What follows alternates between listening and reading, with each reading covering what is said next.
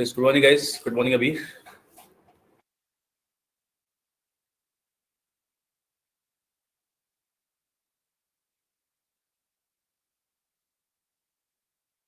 Yes, good morning. बाकी लोग कहाँ हैं भाई अभी तक? Where is everyone?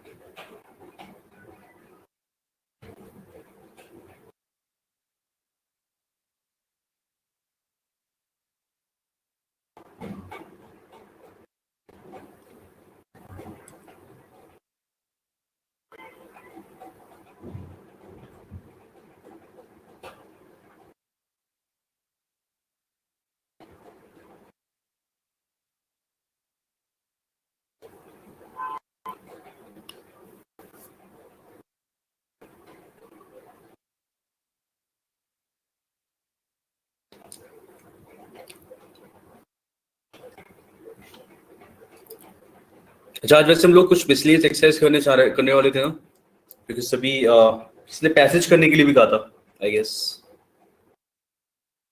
कुछ पैसेज के क्वेश्चंस भी देख सकते हैं, बाकी will do something miscellaneous, some errors जो मिसलीनियस।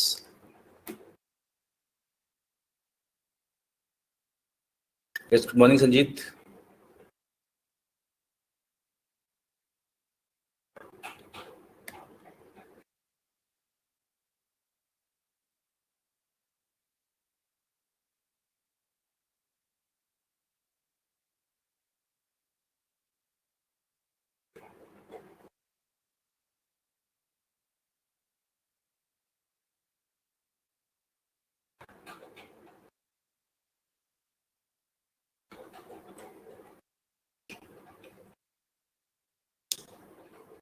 संजीत, क्लास में पैसेज करने की बात हुई थी ना आज। You were saying that we should do some passage. पहले क्वेश्चंस किए थे हम लोगों ने।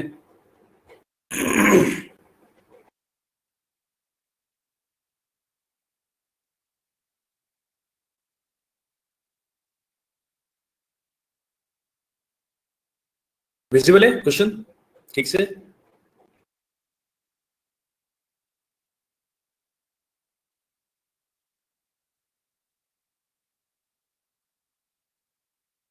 ठीक है, तो यार पैसेज करते हैं। अच्छा पैसेज है, वैसे एसएससी में आया था, लेकिन हाँ शॉर्ट पैसेज के उस पर देखें तो ये अलग कर सकते हैं। ठीक है,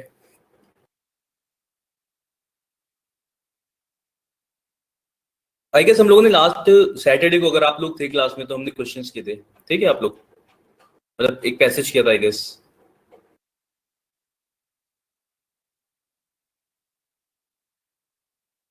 नहीं थे? ओके, तो वो वाला पैसेज भी यहाँ पे दिखा दूंगा, मतलब नए पैटर्न का पैसेज है, बैंकिंग में भी देखने को मिलता है। This is from SSC exam. ठीक है, लेकिन आप पैसेज सही है, 5 क्वेश्चंस के हिसाब से ये बैंकिंग के लेवल का भी है, ऐसा है।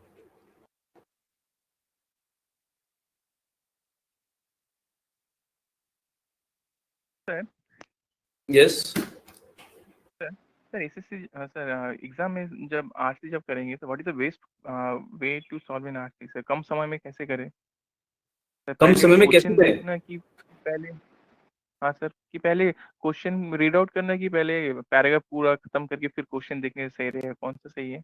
मतलब देखो, एक पैसे में 4 या अगर 5 क्वेश्चन भी तो होते हैं ना सर, तो पहले जैसे इसमें हम अगर पहले क्वेश्चन देखते हैं, according to what does translation do, आपको आंसर सीधे भी मिल सकता है इस वाले में। ठीक है, आपको एकदम से। लेकिन व्हाट आई बिलीव कि अगर छोटा सा पैसेज होता है, जैसे कि एसएससी में सब तुरंत के पूरा, बैंकिंग में पैसेज होते हैं वो लेंथी होते हैं, उसमें हैव टू डू जस्ट, जैसे ये पैसेज है, just go through the passage. इसका मतलब है यार थोड़ा सा पढ़ के देख लो, 2-3 लाइन यहाँ से पढ़ा, 2 चीज जैसे कि किस बारे में है, आपको एक आइडिया लग जाएगा। फिर हम कुछ आके उसके हिसाब से फिर यहाँ पे ढूंढना शुरू कर सकते हैं, और ज्यादा ढूंढना नहीं पड़ेगा। It's not like you are like searching everywhere. एक बार जब आप पैसेज को 30 सेकंड देते हो ना, 30-40 सेकंड या 1 मिनट भी मान लो देते हो, और वो 1 मिनट में आपको हर एक वर्ड नहीं पढ़ना, आपको बस ऐसा ऊपर से स्कैन करते हैं कि क्या क्या बात दे रखी है, क्या क्या बोल रखा है, तो जल्दी जल्दी आप उस पैसे लो। ठीक है, उसके बाद क्वेश्चन पे आके देन सर्च फॉर द, ये थोड़ा सही रहता है तरीका। डायरेक्ट क्वेश्चन पढ़ना भी ठीक नहीं है, डायरेक्ट पैसेज पढ़ना भी ठीक नहीं है, क्योंकि अगर हम डायरेक्ट पैसेज करते हैं, पता है क्या होता है, पहले हम एक बार पैसेज पढ़ते हैं, फिर क्वेश्चन पे आते हैं, सारा पैसेज को पढ़ते ही हैं। ऐसा तो है नहीं कि हमने पूरा पढ़ लिया डायरेक्ट हम आंसर कर पाए फिर। ठीक है, अच्छा संजीत, आप एसएससी का देख रहे हो मेनली या फिर बैंकिंग का? सर अभी के लिए एसएससी, बट बैंकिंग भी है सर। बट हाँ, बैंकिंग का भी है। देखो मैंने इसीलिए बोला कि अगर आपको दिख रहा है कि पैसेज की लैंग्वेज थोड़ी सी मुश्किल है या पैसेज थोड़ा लेंथी, तो हम इसी तरीके को अपनाएंगे। ठीक है, go through the passage, 30 40 50 second minute तो कोई फर्क था, लेकिन पैसेज में देख लो किस बारे में पूरा रीड नहीं करना है, क्योंकि एक पूरा रीड नहीं कर सकते, लेकिन एक रफ आइडिया लग सकता है कि क्या टॉपिक पे क्या क्या बात की गई है। फिर क्वेश्चन देन अपना आंसर सर्च करो पैसेज के अंदर कि बारे में बात की हुई है, लिखा हुआ है। ठीक है, ये करना है। अगर पैसेज बहुत छोटा सा है तो you can read the passage, कि जनरली आंसर ऐसे ही मिल जाता है, एसएससी में इजीली आंसर मिल जाते हैं। ठीक है, तो वो करना होता है। तो पैसेज पूरा रीड करने पर जरूरत पड़ती है, लेकिन हाँ रीड करना देन क्वेश्चन पे आना वो वेस्ट ऑफ टाइम होता है, तो पूरा रीड तो नहीं करना है। जैसे आपको थोड़ा बहुत आइडिया लग गया किस बारे में, then go for the question, फिर थोड़ा सर्च करना शुरू करो किधर क्या है।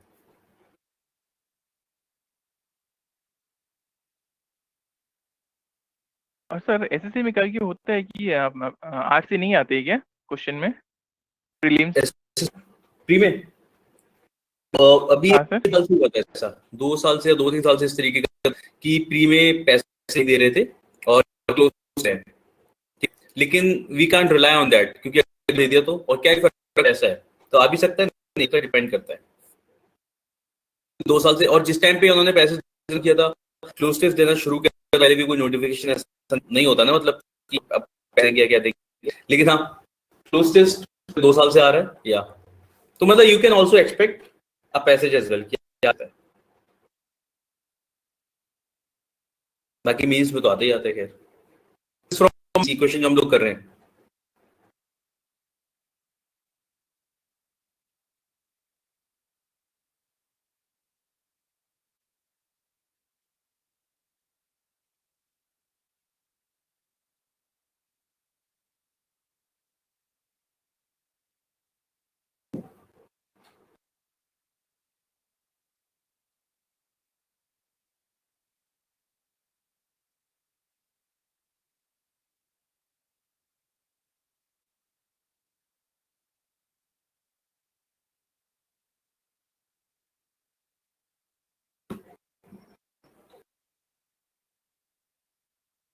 अब इसमें तो आंसर आता है, इसमें क्या होगा बताइए, तो मेरे ख्याल से बिना उसके पढ़े तो अबीर का आंसर एकदम सही है। According what translation do, translation brings together people speaking different languages, है ना? यस, ठीक है, बिल्कुल सही, वन इज करेक्ट।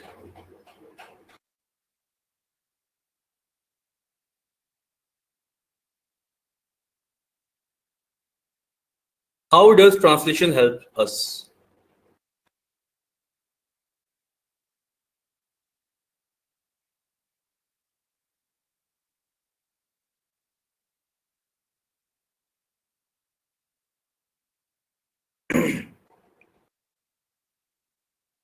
ये ना, translation helps in understanding the rich cultural heritage of a nation.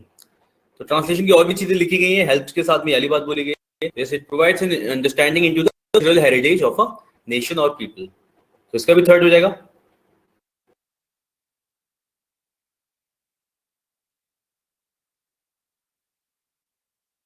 ठीक है ना संजीव, सेकंड का थर्ड।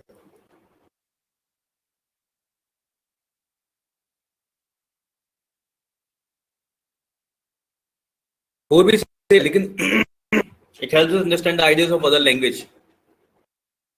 अगर हम इसके साथ देखें जो इसमें लिखा हुआ है, ठीक है, ट्रांसलेशन हेल्प्स अस, ठीक है, तो इसमें ये वाली बात जो सीधी बोली गई ना, it helps us in doing this thing, इसके साथ में अगर देखा जाए तो हम इसके साथ जाएंगे।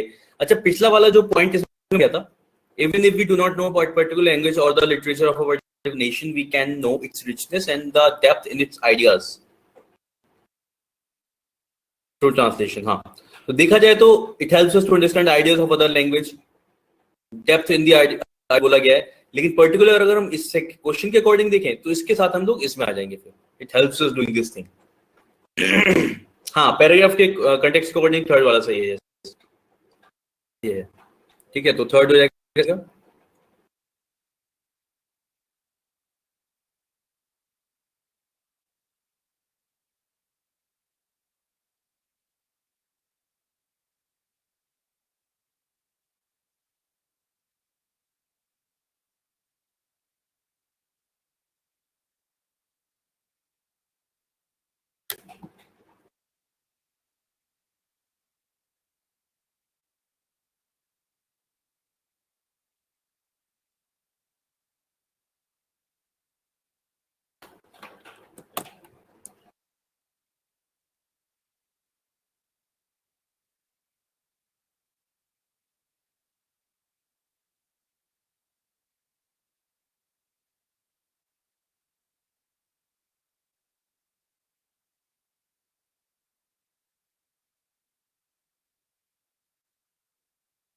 Has made us aware of the importance of translation.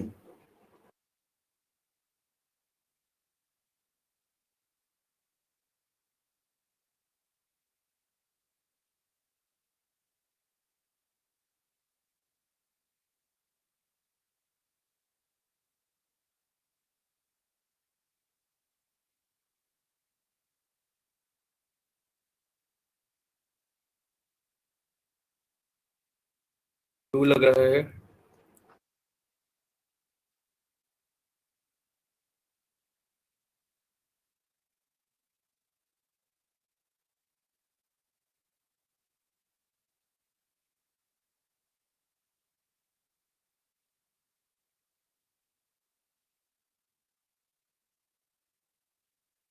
एक और जरा को पढ़ते हैं।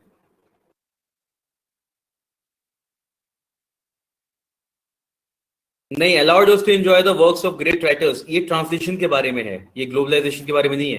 बातचीत चल रही है कि ग्लोबलाइजेशन ने क्या किया है। इसे पढ़ो, ट्रांसलेशन विच हैज, यहां से लेके यहां तक, विच हैज जो अभी तक आज की तारीख तक ऐसा, तो translation which hitherto been neglected and marginalized has importance with rapid globalization.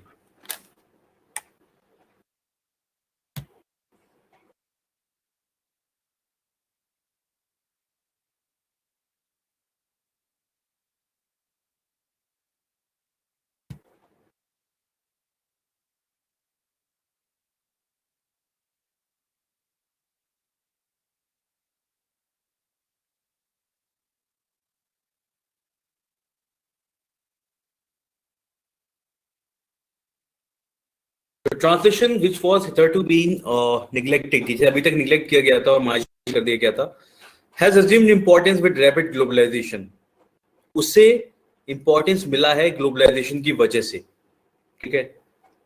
और मेड अस अवेयर,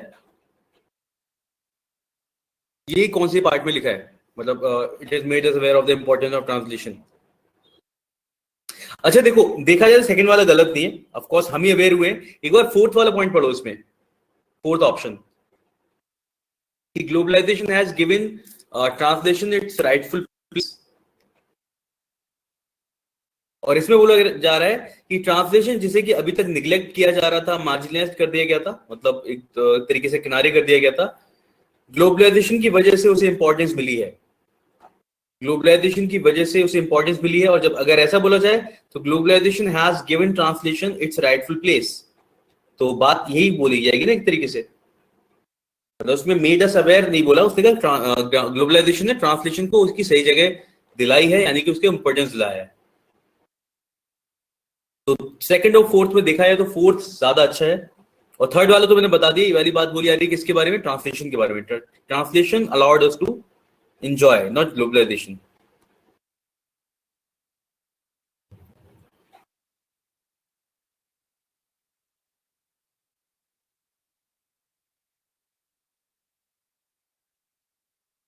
अभी पढ़ के देखा यहां से,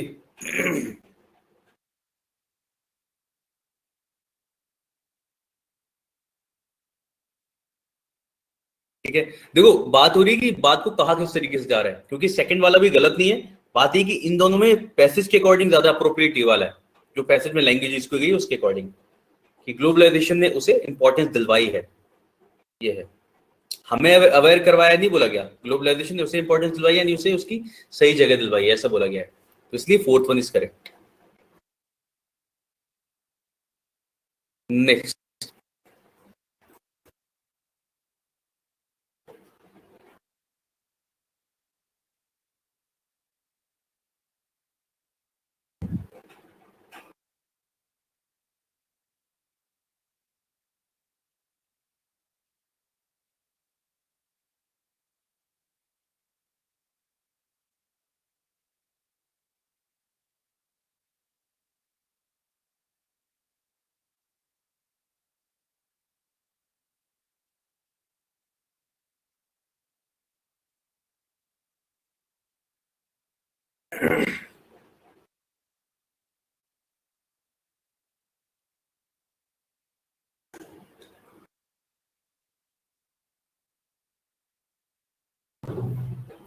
what should be the approach of a good translator? कहां से करना शुरू करो?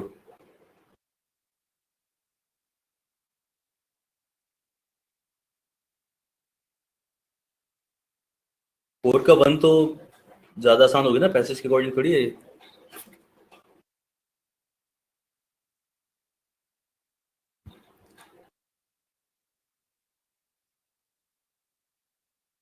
A good translator is able to do away with superficiality and has clear understanding of the text to be translated.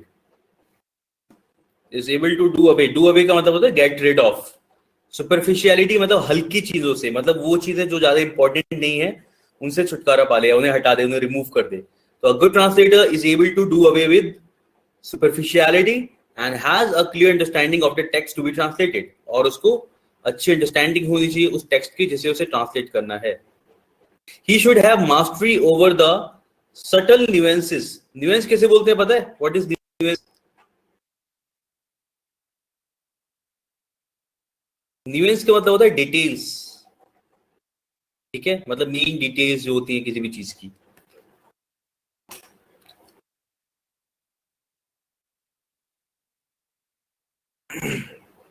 तो फर्स्ट और सेकंड नहीं है, मतलब फर्स्ट और सेकंड हो सकता है लेकिन थोड़ा लाइट है, मतलब पैसेज के अकॉर्डिंग थोड़ा डिटेल में बताओ आंसर।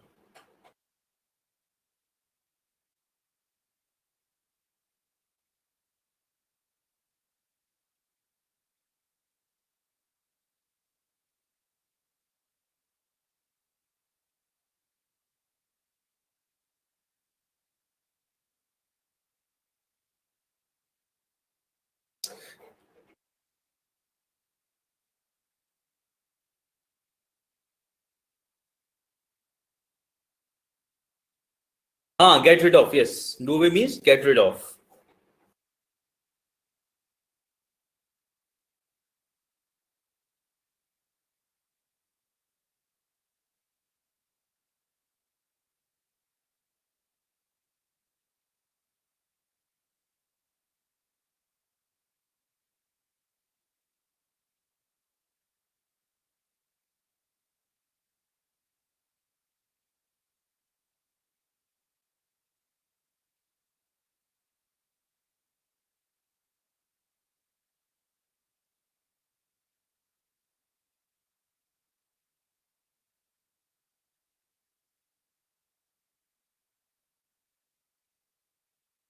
फोर्थ,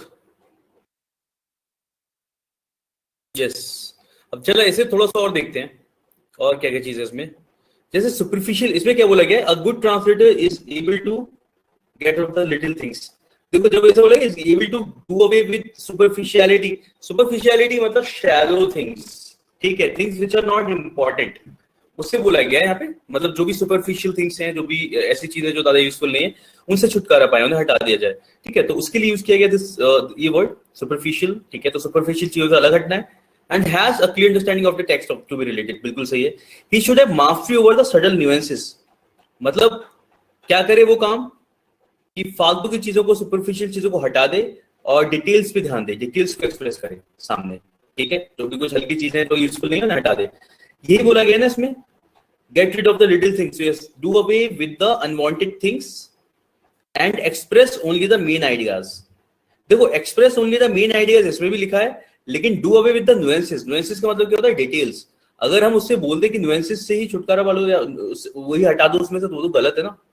ठीक है, मतलब उसे क्यों नहीं इंक्लूड करना, उसे तो इंक्लूड करना है। तो दोनों लाइंस में जो बात की गई ना, यहां से यहां तक जो बोला गया है एक अच्छे ट्रांसलेटर के बारे में, ये दोनों ही बातें इसमें बोल दी गई फोर्थ वाले पॉइंट में। इसमें आधी आधी बात बोली गई, have mastery over his language, have good knowledge of other literature. ठीक है, तो इसके लिए याद आ जाएगा, अ good translator do away with the unwanted things and express only the main ideas. Fourth one is correct. समझ में आ गया ना? अभी क्लियर हुए? यस। ठीक है, अच्छा, और वर्ड्स को भी मतलब ये ना कि इतना डिटेल में हमें थोड़ा सा पढ़ना पड़ता है, और बाकी चारों ऑप्शंस देखने होते हैं कि जो बेटर है उसके अकॉर्डिंग लगाना है, क्योंकि इसमें देखो गलत नहीं होता कोई, ऐसा नहीं है कि कोई सा गलत है। बात ये है कि ऑफ कोर्स गलत भी है, लेकिन बात गलत और सही की नहीं होती, बात ये होती है सबसे अप्रोप्रिएट कौन सा है, ये है। चलिए अगला देखते हैं, ये इजी होगा। What should be the primary concern while translating a passage from one language into another?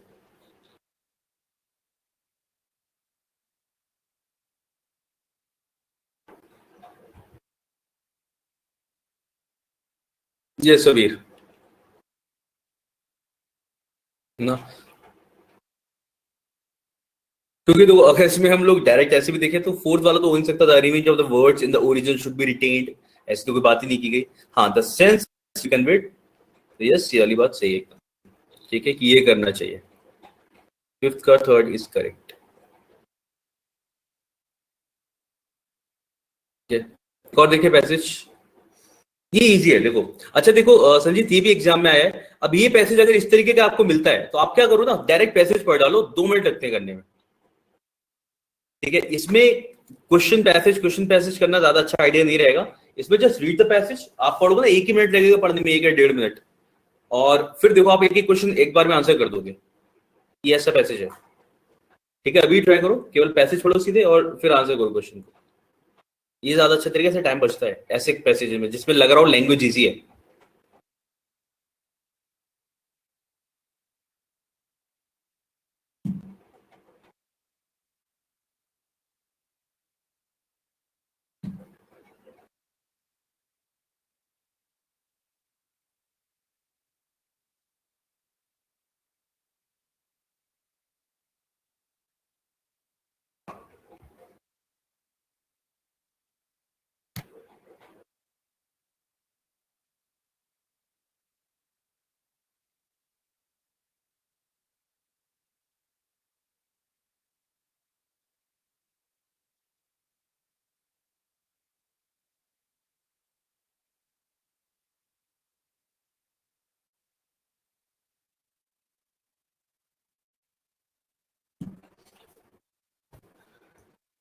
Yes, तो choose the most appropriate response.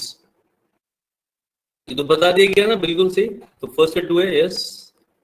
The name of the tower is connected with a real person, क्योंकि बता दिया उसके engineer जो था उसके नाम पे रखा गया। What is the Eiffel tower made of? ये हमें ऐसा लग रहा है कि इसमें हमें इसमें देखने की जरूरत नहीं है कि ना वुड से बना है, ना स्टोन से बना है, ना ही सिल्वर से बना है। इसका कोई थर्ड हो जाएगा, बिल्कुल सही। It is made of iron structure. Select the most appropriate answer from the passage, यानी जो भी बात बोली गई है वो एक एक एक आपको स्टेटमेंट जो दे रखे हैं नीचे, इनमें से सही कौन सा है। इसमें बोला गया था Eiffel tower continues to be criticized by French intellectuals and artists. The Eiffel Tower has never been criticized, will never be criticized या was criticized, है ना? ये तो काफी पहले बोल दिया गया था, इट was criticized, तो बिल्कुल सही। अभी रणजीत फोर्थ हो जाएगा इसका। The Eiffel Tower was criticized at the beginning by French intellectuals and artists. Correct. अब देखो जहां भी डेट्स दी होती है, एक क्वेश्चन आप तुरंत देख सकते हो कि कहां पे क्या बोला गया था।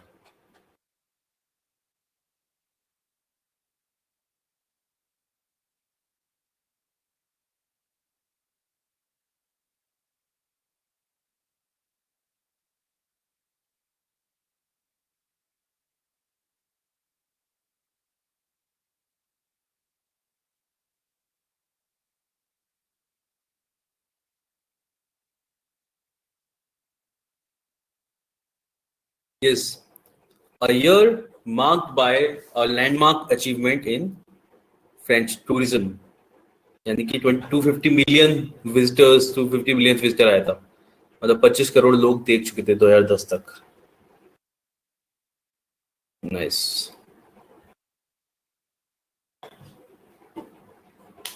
25 करोड़ बहुत ज्यादा होता है ना. Next, which statement truly reflects the status of the Eiffel Tower?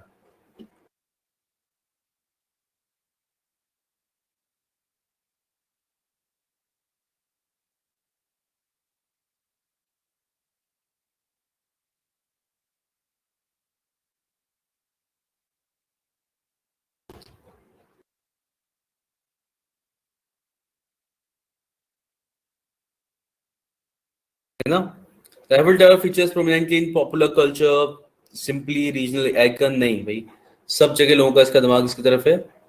Features prominently in popular culture. बिल्कुल सही. ठीक है, तो ये भी अब देखो दोनों ही क्वेश्चंस थे. पहले वाला क्वेश्चन थोड़ा सा it was on the like क्या बोलेंगे उसे, थोड़ा सा नॉमिनल से अच्छा था. ये नॉमिनल लेवल का है ये वाला. ठीक है, तो दोनों ही क्वेश्चंस मेंस में आए थे आपके एसएससी के. ठीक है, अब वैसे नीचे वाला तो इजी है, लेकिन हम पहले एक और क्वेश्चन करते हैं, उसके बाद इस पे आएंगे. जो मैं आपसे बोल रहा था, मैंने लास्ट टाइम कराया था सैटरडे को, I guess. It was nice question.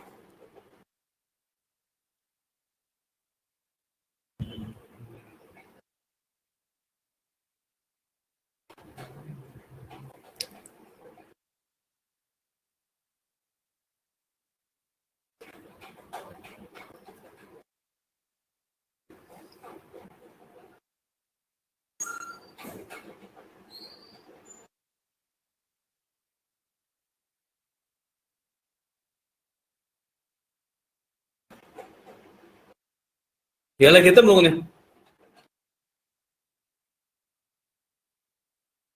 Sanjeet आपने भी देखा था ये क्वेश्चन. अबीर यस. देखो इसमें क्या करते हैं ना, ये वाले क्वेश्चन में बता देता हूँ. अबीर देखे ये वाले क्वेश्चन पहले, इसमें बैंकिंग का अगर पेपर देखा हो तो मॉक टेस्ट में कभी.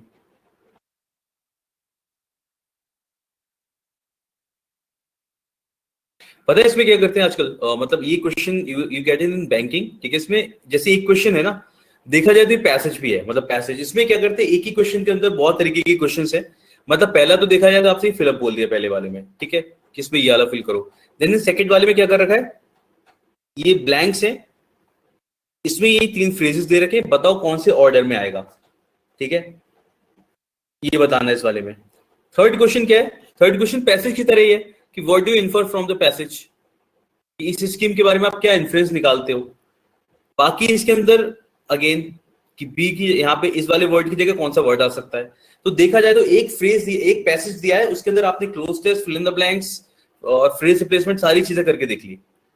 ठीक है, तो इसलिए यार मतलब ये काफी पॉपुलर हो रहा है इस टाइम पे, और मेरे हिसाब से अच्छा तरीका भी वैसे टेस्ट करने का ये. ठीक है, तो कोई भी क्वेश्चन एग्जाम में मिलता है, सबसे जरूरी होता है कि हम इंस्ट्रक्शंस पढ़ें, देन इसके बाद सॉल्व कर लें उसे. क्योंकि हमने ग्रामर, रीडिंग और ये सब कुछ किया ही होता है, तो हमारे से बाहर कोई क्वेश्चन नहीं होता, हमारी हद से बाहर.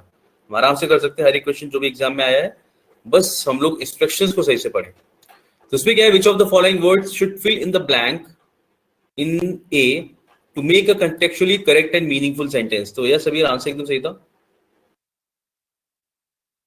So the Reserve Bank of India has decided to set up an ombudsman scheme for digital translation to address these issues and promote customer confidence. बिल्कुल सही.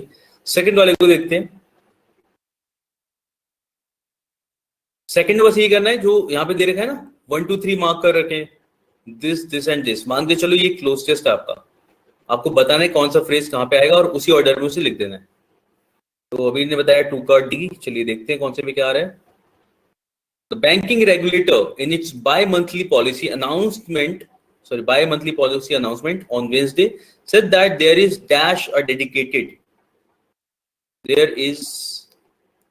an emerging need for a dedicated, cost-free and expeditious grievance redressal mechanism for strengthening customer confidence, and the guidelines and details of the scheme by the end of January 2019 would be notified है ना, ए आ जाएगा बिल्कुल सही। The Reserve Bank's dash cashless cash, okay, Reserve Bank's dash, एक ही बचा यहाँ पे, endeavour to build less cash society has facilitated a significant rise in volumes. तो बिल्कुल सही, यहाँ पे बी सी ही आ रहा है, ठीक है। तो यस सबीर, इसका हो जाएगा डी। संजीत फॉलो किया इसमें, there is endeavour to build a dedicated, है ना, ये आ जाएगा। और इसमें भी हम लोग इसके साथ आएंगे कि details of the schemes would be notified, ठीक है। तो इसमें आंसर हो जाएगा डी, बिल्कुल सही, PAC, ठीक है। पता है एग्जाम में इसमें 10 क्वेश्चन आ रहे हैं मोस्टली, बैंकिंग में तो दे गिव अराउंड 10 क्वेश्चन, और पैसे थोड़ा सा और लेंदी होता है, उस तरीके से मिलते हैं। नेक्स्ट देखते हैं।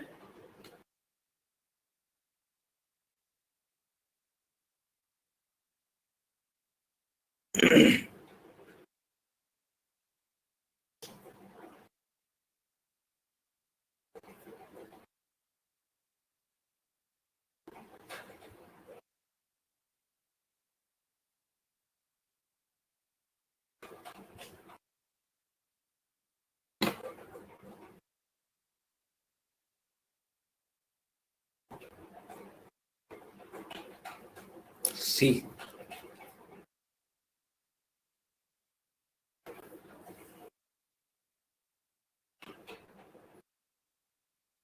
थोड़ा और पढ़ो से।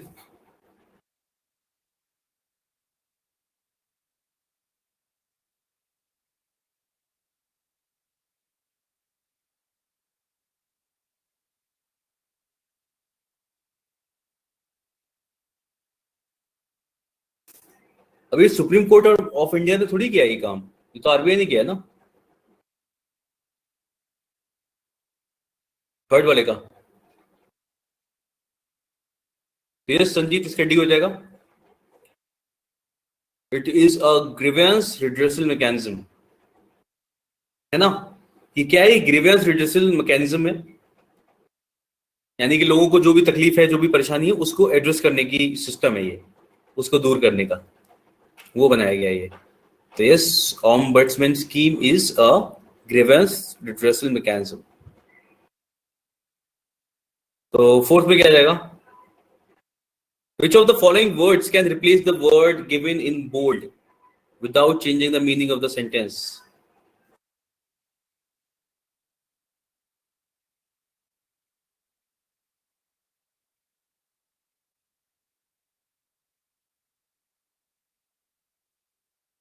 फोर का डी, यस, डेडिकेटेड कमिटेड, बिल्कुल सही, ठीक है।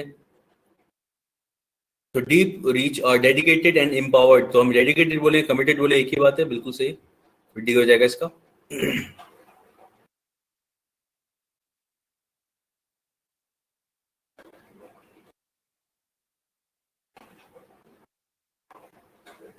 या as per the passage, what is or what are the challenges which with the digital transactions?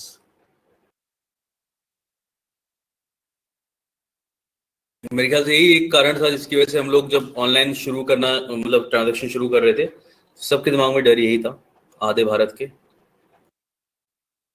कि क्या ये सही है।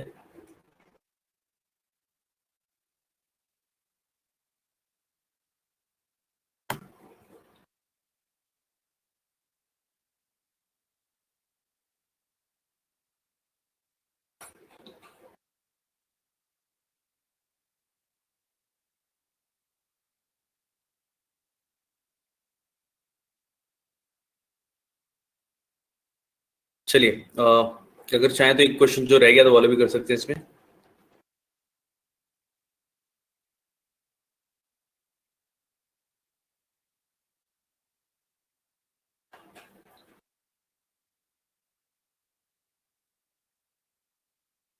इसमें जो नेक्स्ट वाला पैसेज है,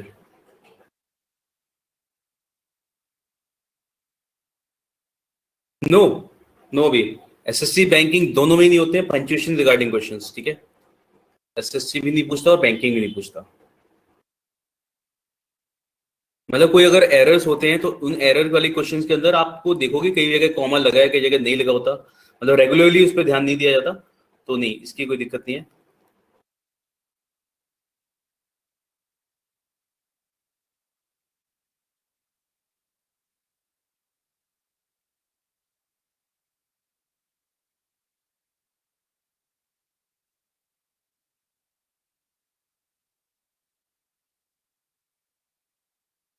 वेट अ मिनट, अच्छा इसका वो अलग आ गया अभी हम जो देख रहे थे ये नेक्स्ट, चलिए अलग करते हैं।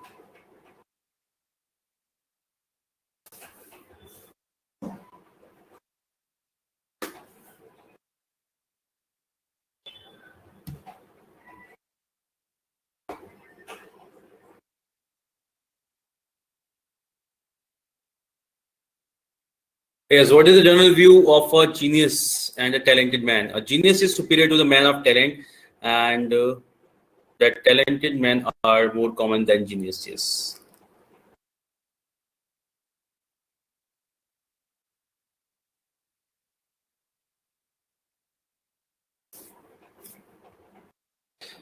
A genius is a man with dash ideas. ये common तो नहीं होंगे, clever, bright. तो ज़्यादा अच्छा word है original. Yes. A genius is a person, is a man with original ideas.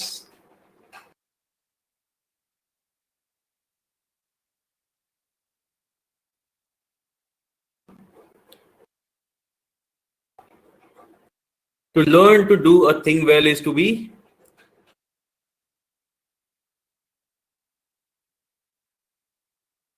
है ना, डायरेक्टली बोला गया है, talent is more the capacity to learn to do a well thing well, यानी किसी चीज को अच्छे से करना सीख लेना, ये टैलेंट की वजह से हो पाता है। तो yes, talent is more the capacity to learn to do anything well. बिल्कुल सही। नेक्स्ट क्वेश्चंस क्या है?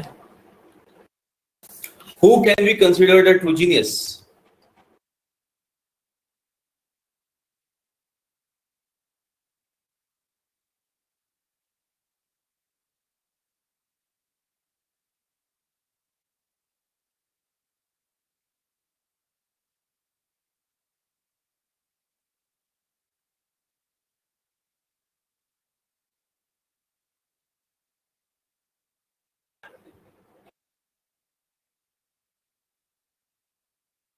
An exceptionally intelligent person, an interesting person, an amazing and constructive thinker. Yes, or any independent thinker. ये हो जाएगा ना, truly genius.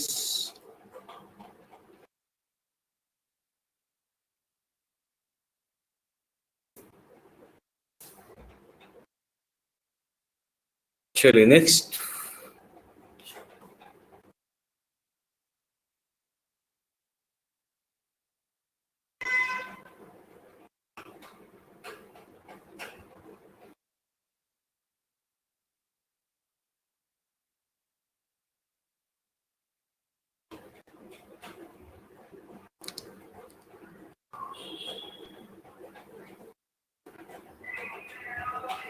Okay, तो इसमें बोला गया शेक्सपियर जो थे वो अपने पोएट्री और ड्रामा में ये जीनियस थे अपने टाइम के, लेकिन और अगर देखा जाए तो जीनियस और टैलेंटेड में जो डिफरेंस है वो ये कि there are many other well known talented musicians. बिल्कुल सही। तो there are many other well known talented musicians, correct. ठीक है, एक और देखिए भी क्वेश्चन इससे, इजी वाला, जल्दी कर सकते हैं हम लोग।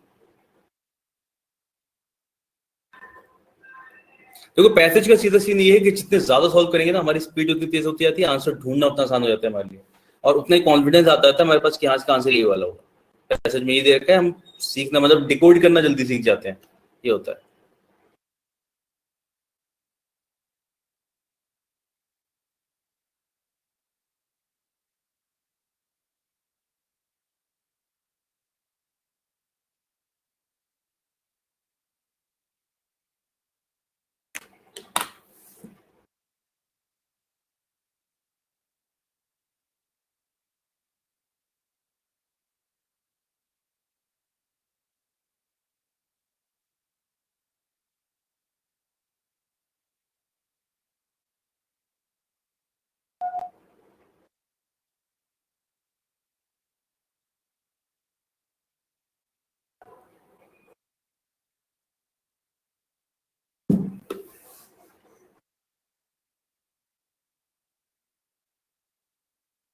यस, तो यहाँ पे ये बोला गया ना,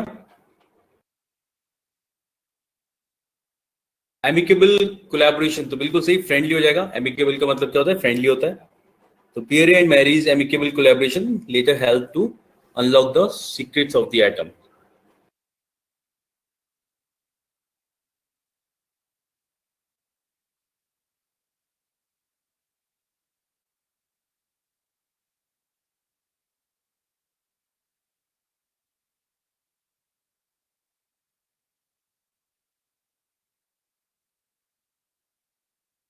What will best describe Marie Curie's personality?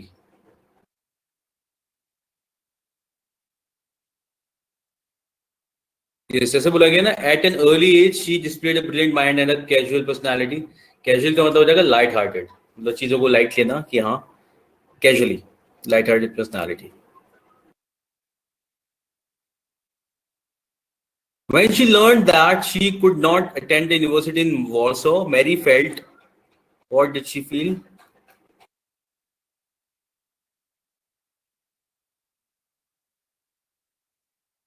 Yes, disgruntled means annoyed होगा.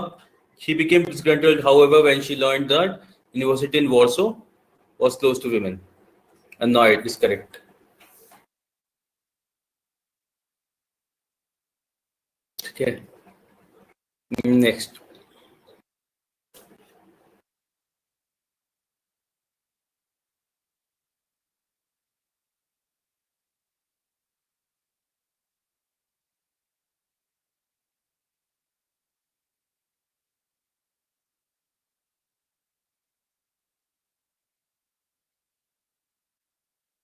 Yes, Mary Dash left Poland and traveled to France to enter. Yes, boldly हो जाएगा, यानी पूरे कॉन्फिडेंट के साथ. कॉन्फिडेंट मतलब बिना सोचे समझे उसमें जाना. Boldly, determined. She was determined.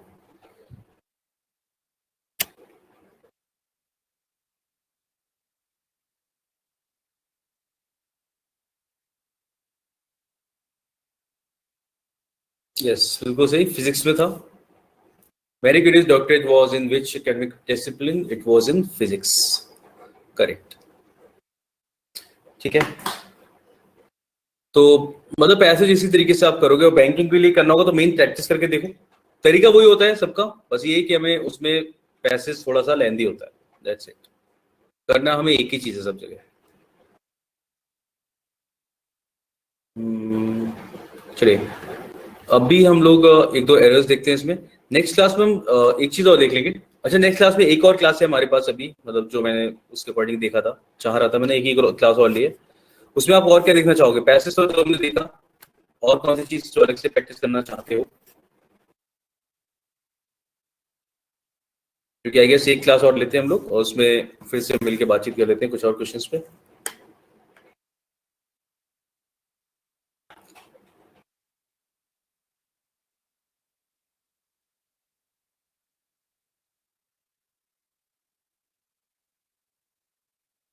मेरे हिसाब से तो अब तो यू.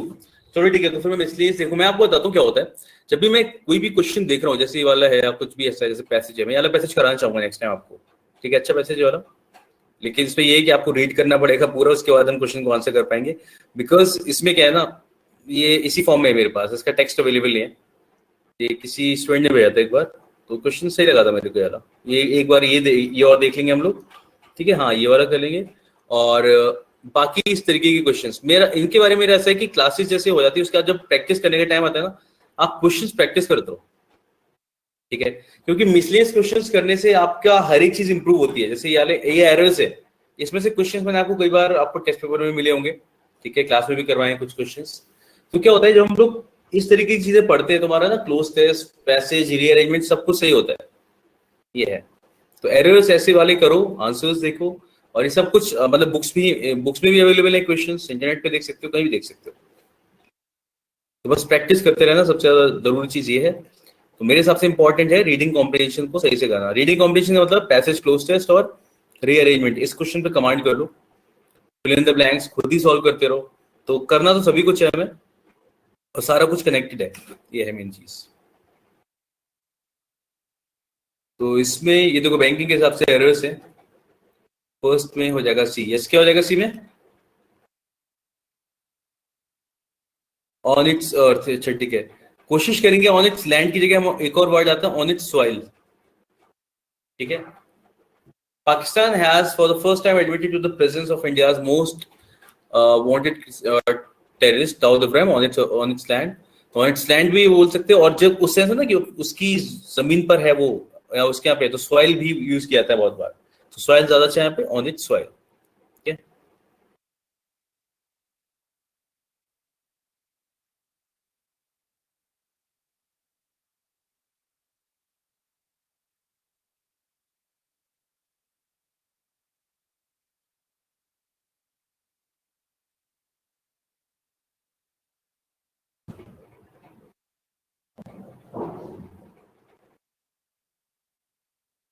तो जगह डी में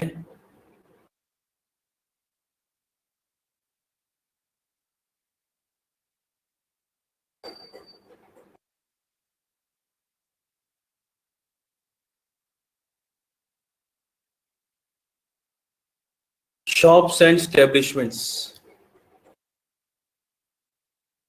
नहीं नहीं, शॉप्स और एस्टेब्लिशमेंट्स तो ठीक है, लेकिन व्हाट आई थिंक इज इस वाले पार्ट में देखो जरा. तो Delhi government will set up 7 laboratories in East Delhi to test, verify, and calibrate the work and reference standards of different types of balances. The work of balances नहीं, क्या बोलेंगे, machines की बात चल रही है. शॉप्स और एस्टेब्लिशमेंट तो ठीक है, हमारी मर्जी है, मतलब शॉप्स या एस्टेब्लिशमेंट में तो चल जाएगा, कोई दिक्कत नहीं है. लेकिन यहाँ पे आना चाहिए क्या होगा, द वर्क ऑफ इक्विपमेंट्स या द वर्किंग ऑफ इक्विपमेंट्स, है ना, कि वो सही से काम कर रहा है नहीं कर रहा है, उसके लिए वर्किंग यूज करते हैं ना हम लोग. Yes, the working and reference standards of different types of balances. Working of balances की बात चलिए, वर्क ऑफ नहीं. वर्क तो इंसानों के लिए हो जाएगा मेरे ख्याल से, उसका काम कुछ भी ऐसा देखना है. सामाजिक सुविधा संगम, also known as Mission Convergence, is the most unique initiative of NCT of Delhi for holistic empowerment of women from vulnerable and most vulnerable sections of society.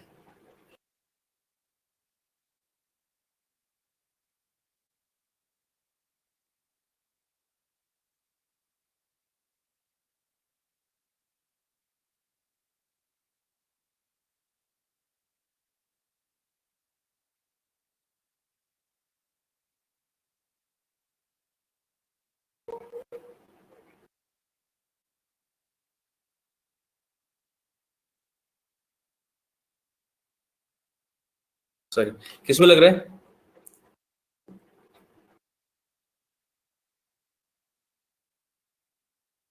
Vulnerable and most vulnerable, ये बस बोलने का तरीका हो गया, grammatically incorrect नहीं हुआ ये. ठीक है, कि वल्नरेबल और सबसे वल्नरेबल इस तरीके से बोला गया, from vulnerable and most vulnerable sections of society. Grammatically error है, ग्रामेटिक एरर आपको मिलेगा बी वाले में, देखो.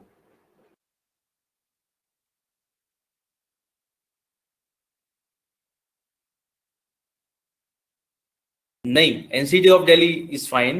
ये देखो ना, यूनिक के साथ हम लोग मोस्ट नहीं लगाते ना,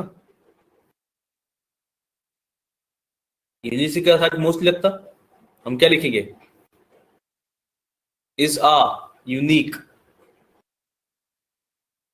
मोस्ट यूनिक, अरे हमने पढ़ा था ना, हाँ, मोस्ट यूनिक गलत है, क्योंकि यूनिक हो गया, यूनिवर्सल हो गया, परफेक्ट हो गया, इन वर्ड्स के साथ हम मोस्ट नहीं लगाते, मोर या मोस्ट नहीं लगा सकते. ठीक है.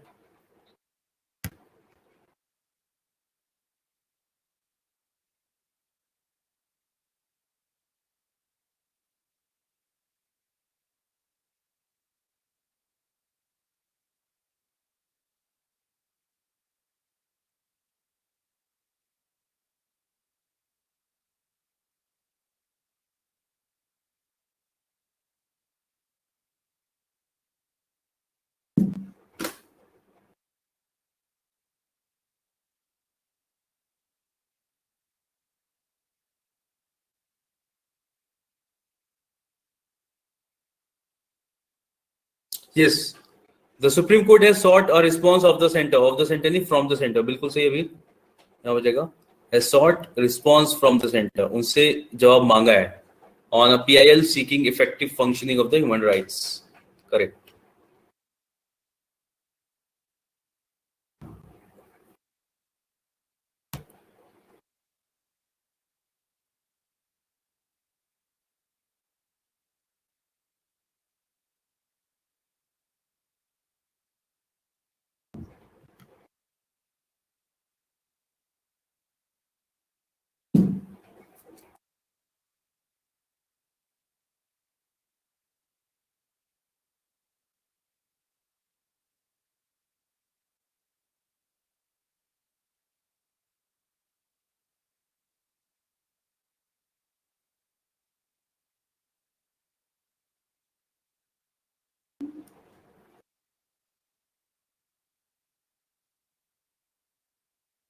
नेक्स्ट फिफ्थ क्या हो जाएगा?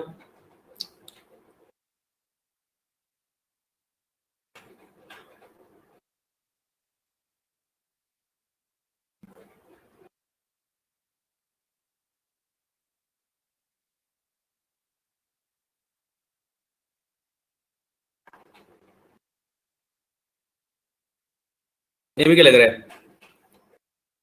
Kidnapping by the powerful mining mafia after a bid on the life of the STM. The police has now booked the driver of the tractor trolley and filed an FIR against him. Sounds weird. It does sound weird because kidnapping by the, ये ऐसा है ना कि mining mafia, kidnapping by the powerful mining mafia after a bid on the life of the STM. कि mining mafia ने ये सब कुछ कर लिया था, लेकिन फिर भी ऐसा लग रहा था पुलिस सो रही है, उस सेंस में कॉडनैपिंग बाय द पावरफुल।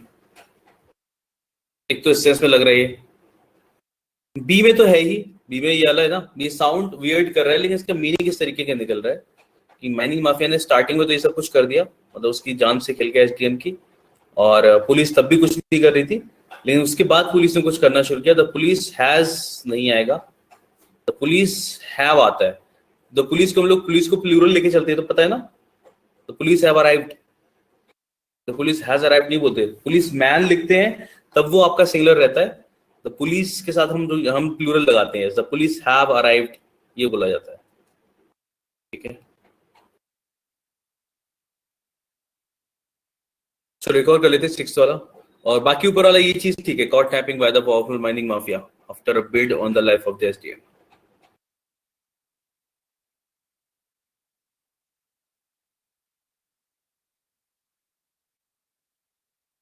सिक्स्थ वाला इजी है, बताइए।